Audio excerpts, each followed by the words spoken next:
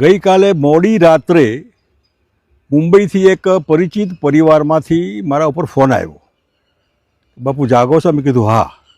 શું તકલીફ પડી? કે તકલીફનો સવાલ નથી, અમે મુંબઈથી એક સારા કામ માટે અમદાવાદ આવ્યા હતા.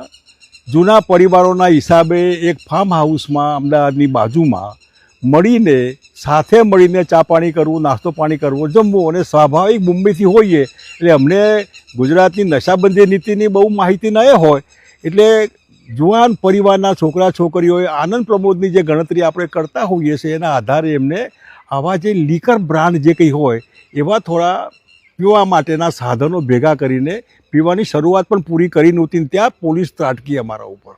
મે બી કોઈએ માહિતી આપી છે, અમને તો કલ્પના પણ નહીં.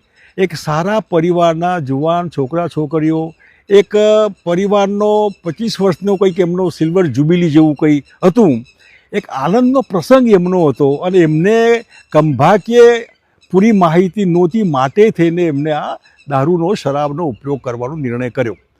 એમાં મેં જે દ્રશ્યો જોયા એમાં જુવાન દીકરા દીકરીઓ મોઢા ઉપર ઢાંકી દે, પાલવ ઢાંકી દે. હું ગુજરાત સરકારને પૂછવા માગું છું કે તમે આ જુવાનીને શાના માટે બરબાદ કરી રહ્યા છો? જે આખી જિંદગી એના ઉપર ડાઘ રહેવાનો કે આ દારૂની પાર્ટીમાંથી અમે પકડેલા લોકો. વચમાં વડોદરામાં પણ આવું કરેલું. એટલે હું સરકારને કહીશ કે તમે મહેરબાની કરીને આ નીતિને ત્યાગ કરી દો. અને આ ખોટી નીતિ છે જે અમલમાં આવવાની પૂરી શક્યતા નથી. આજે આ પરિવારમાં જે લોકો મુંબઈમાં હતા, જે કદાચ પીવાનું લાયસન્સ ન પણ હોય પણ મુંબઈમાં જરૂર પણ ન પણ પડે અને અહીં એમને કલ્પના પણ ન હોય કે આવું થશે, એટલે કોકની આબરૂ ઉપર હાથ મારવાની આવી નકામી કોશિશ નહીં કરવી જોઈએ. પોતાના ફોટા જોઈને એ લોકોને કેવું થાય કે સારું મોઢા સંતાડવા પડે છે અમારે. આ કોઈ મર્ડરનો કેસ છે? બહુ મોટી લૂંટફાટનો કેસ છે? બળાત્કારનો કેસ છે?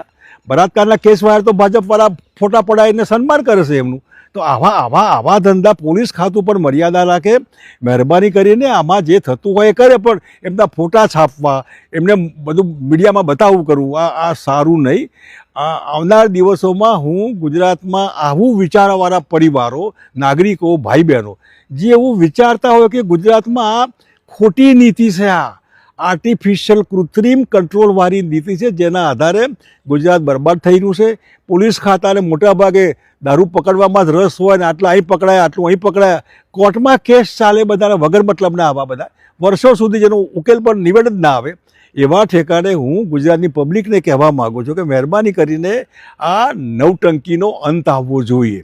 ગુજરાતમાં જ્યારે પણ વિધાનસભાના ઇલેક્શન આવે ત્યારે હું આપણે અપીલ કરું છું કે એવા લોકોને તમે મત આપીને સરકાર લાવો કે જે સરકાર આ દારૂબંધીનું નાટક કાઢી નાખે ગુજરાતમાંથી.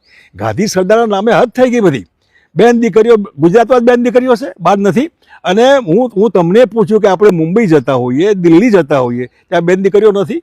મુંબઈ ઉતરી સીધા 12મી તપાસ બહાર ક્યાં મળશે, કઈ ક્વોલિટી મળશે એની તપાસ કરીએ છીએ આપણે. એટલે આ એક કૃત્રિમ ઊભું કરેલો હાઉસ છે. આના આધારે ગુજરાત બહુ બદનામ થઈ ગયું છે. પરિવારોને ઘણા ઠેકાણે આપઘાત કરવા પડે એવું મન થાય. ઘણા ઠેકાણે તમે પકડાયા હતા એ તમે કેવું થાય બધાને. અને આ દારૂબંધીના લીધે ગુજરાતની યુવાની પડીકીમાં ચડી ગઈ છે. નાની પડીકીમાં બાટલી એને છુપાવવામાં તકલીફ પડે માટે ગજવામાં પડીકી પડી રહે, ખબર ન પડે. આવી પડીકીમાં ગુજરાતની યુવાધન, સવિશેષ કોલેજના છોકરા છોકરીઓ બરબાદ થઈ ગયા છે. ગુજરાત સરકાર સમજે. ગુજરાત સરકાર ન સમજે તો પબ્લિક સમજે. આ મહેરબાની કરીને હું પીતો નથી ને કોઈ પીવે એ મને ગમતું નથી, પણ પીવાનું આ નવટંકી મહેરબાની કરીને આ ત્રાગુ જેને કહેવાય એક જાતનું કમાણીનું સાધન, બુટલેગરોની ગુંડાગીરી, આ બંધ થવું જોઈએ. અને સારી લીકર પોલિસી બને એવી સરકાર તમે લાવો. હું તમને વિનંતી કરું છું મહેરબાની કરીને આવનારા દિવસોમાં બહુ દૂર નથી, આ 26 શરૂ થઈ ગયું, 2026, 27ના એન્ડમાં ગુજરાત વિધાનસભા આવી રહ્યું છે. તમે જો ઈચ્છતા હોય કે શંકરસિંહ વાઘેલામાં વિશ્વાસ હોય કે આ દારૂબંધીની નીતિમાં ફેરફારની જરૂર છે, જેના લીધે ગુજરાતી પ્રજાને જે સોર્સ ઓફ ઇન્કમ થવાની, જે ઇન્કમ માટે કાઢી નાખવાના મતલબ હું નથી, પણ ઇન્કમ જે થવાની એના આધારે હું તમારા બાળકોને વિનામૂલ્યે શિક્ષણ કરવાના મતલબ છું.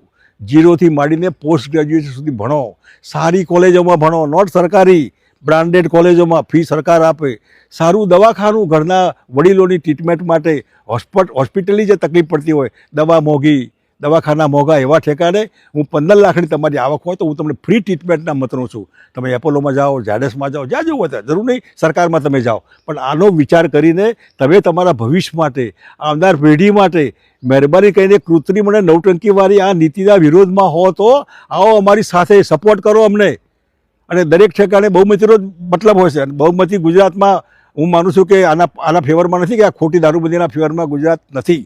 અને સવિશેષ ગુજરાતો શહેરી અર્બન વર્ગ બે પૈસે સુખી થયો હોય અને ક્યાંક જેમ ચા કોફી પીતા હોય એમાં આની અપેક્ષા રાખો, ચાલો થોડું પીએ. આ પીવાવાળા સાકટા થાય છે કે આ પરિવાર આવ્યું હતું એ સાકટું થવા આવ્યું હતું કે એચ.એમ. પટેલ દારૂ પીતા, અમારા મકરંદ દેસાઈ પીતા, પણ એ દારૂ મતલબ આપણે સમજીએ છીએ એવું નહીં. એક વન કાઇન્ડ ઓફ પેક. માણસ જરા સરખી રીતે હોય ને જમ્યા પછી ચા પીતા હોય, કોફી પીતા હોય, એમ જમ્યા પહેલાં આનો ઉપયોગ કરતા હોય. ટોનિક જેવું છે અને એને ટોનિકના રીતે આપણે લઈએ, ખોટા જુદી અર્થમાં ન લઈએ. ગુજરાતમાં હજારોની સંખ્યામાં 30 વર્ષની નાની ઉંમરની વિધવા બહેનો છે, ગરીબ સમાજની. 2 બાળકોને મૂકીને પેલો ખોટું પીને મરી ગયો. એટલે આપણે સમજ્યા આવનાર દિવસોમાં એક નવી સાયન્ટિફિક પોલિસી આવે જેમાં ટ્રાઇબલના ગ્રેજ્યુએટ છોકરા છોકરીઓને આનું લાયસન્સ મળે અને સારું પ્રોડક્ટ થાય જેનો લોકો ઉપયોગ કરી શકે પોતાની તબિયત માટે. એવું સૌરાષ્ટ્રમાં મોલેસિસનો ઉપયોગ થાય, એ પણ સારી બ્રાન્ડ બની શકે, એ પણ તબિયતના ઉપયોગ માટે સારો ઉપયોગ થઈ શકે. આવો વિચાર કરીને પ્રબુદ્ધ અને સમજદાર નાગરિકો આવો વિચાર કરે અને હિંમતથી બહાર આવો. જેને કંઈ ગુમાવવાનું નથી એને આ બહુ ચિંતા નહીં કરવી જોઈએ. તમારા બાળકો ક્યાંક ખોટી રીતે પકડાય અને બદનામ થાય એના કરતાં આમાંથી બહાર નીકળીએ અને સારી પોલિસી બને, જેથી કરીને મહારાષ્ટ્રમાં હોય, દિલ્હીમાં હોય, કર્ણાટકમાં હોય, ચેન્નઈમાં હોય, આવી પોલિસી, જે પોલિસી દરેક રાજ્યોમાં છે જ, તો એની પોલિસીનો ઉપયોગ કેમ ગુજરાત ન કરી શકે? વિચારો અને આ નવટંકીમાંથી ગુજરાતને બહાર કાઢો. ધન્યવાદ. જય ગુજરાત.